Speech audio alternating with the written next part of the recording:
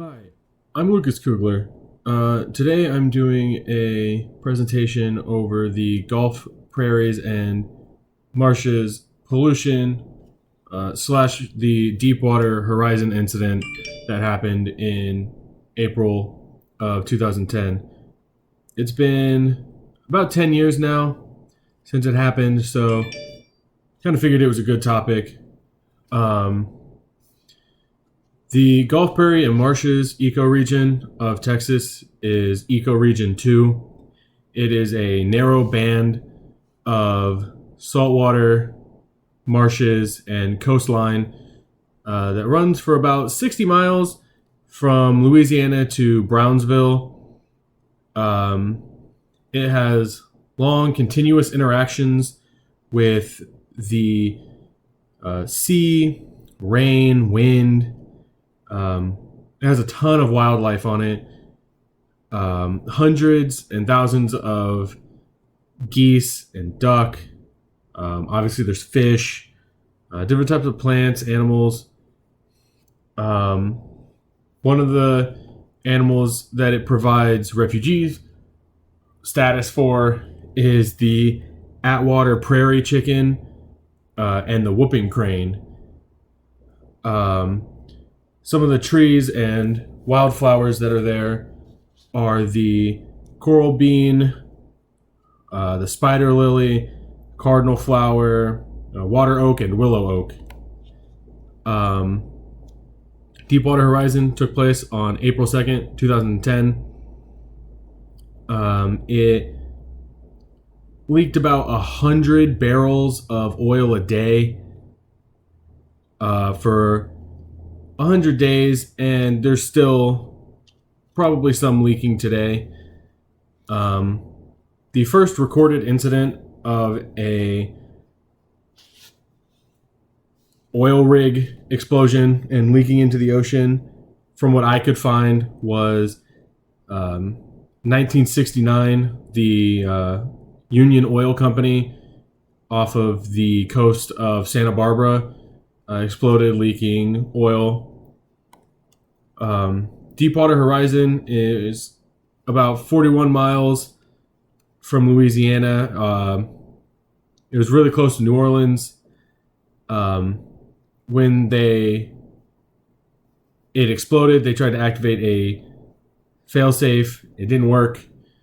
And so people spent the next 100 days watching the news and were desperately trying to fix what BP had done.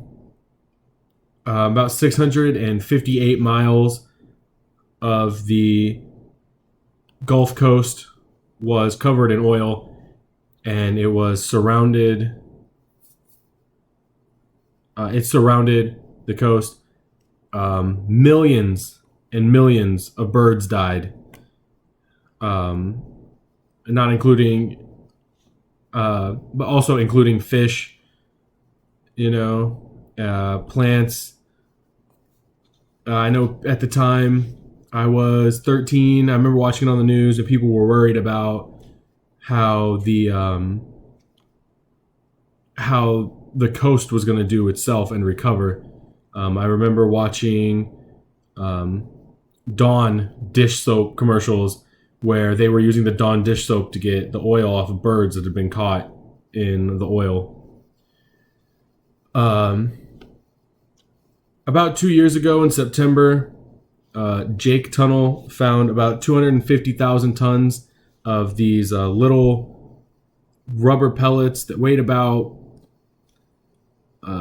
200 milligrams, and they're called nurdles.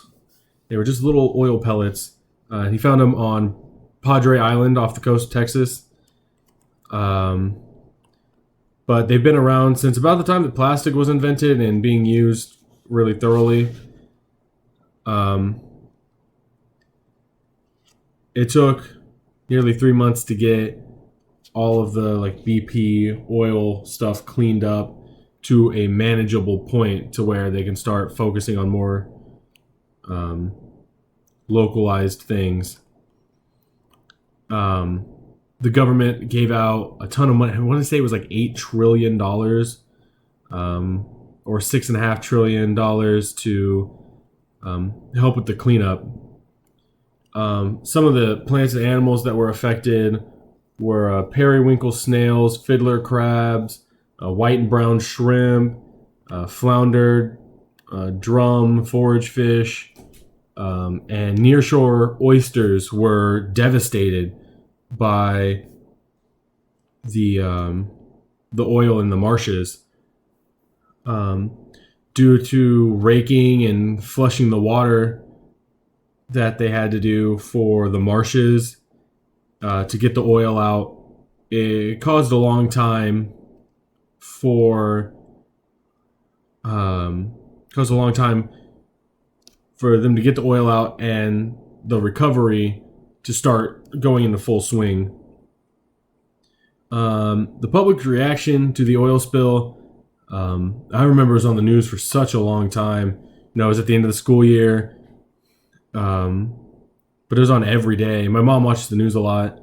They were extremely upset at the United States, at the UK, just international governments in general for letting it happen, even though they didn't really have any control over it.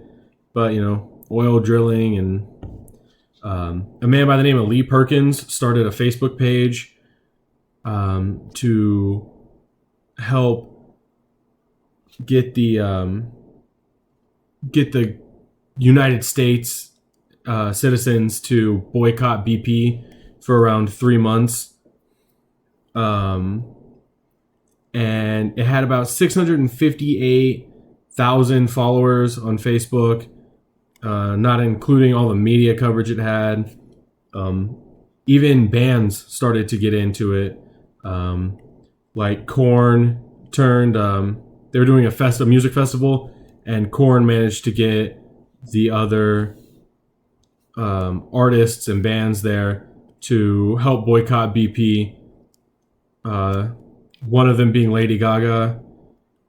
53% of the United States population thought that Obama had a really poor reaction to the BP oil spill, while around 43% thought he had a good or a very good reaction to it, leaving about 4% unaccounted for.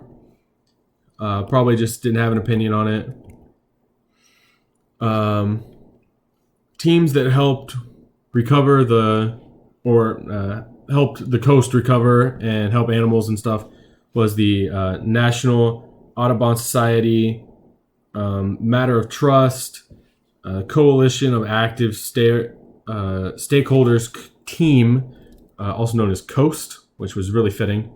The Alabama Wildlife Restoration, the Alabama Coastal Foundation, and there were a lot more throughout Louisiana, Mississippi, Florida. It even touched the Florida coast. There were a lot of volunteers that would go down there and help clean up. The Coast Guard actually went out while it was going on, and they were burning the oil that was in the water as it was coming up to the surface. They would burn it. The advantages and disadvantages of helping this problem, I'd say a lot of the advantages are pretty obvious. You clean up the land, you help the environment come back. 10 years later, a ton of fish and other, like the dolphins have returned.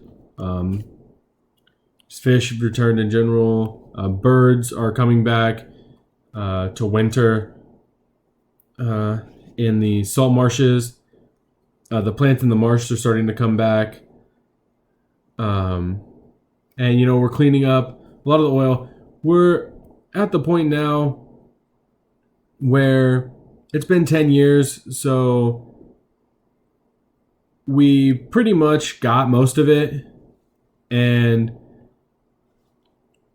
well, I say most of it. We've gotten a bunch of it, but I don't think that we'll ever get all of it, or even come close to getting all of it. We will probably find oil scattered throughout the United States, and even like the surrounding islands, Mexico, for a long time to come. Um, it hurt Texas because obviously the coast is a major fishing industry for Texas, so there was a ton of money lost there.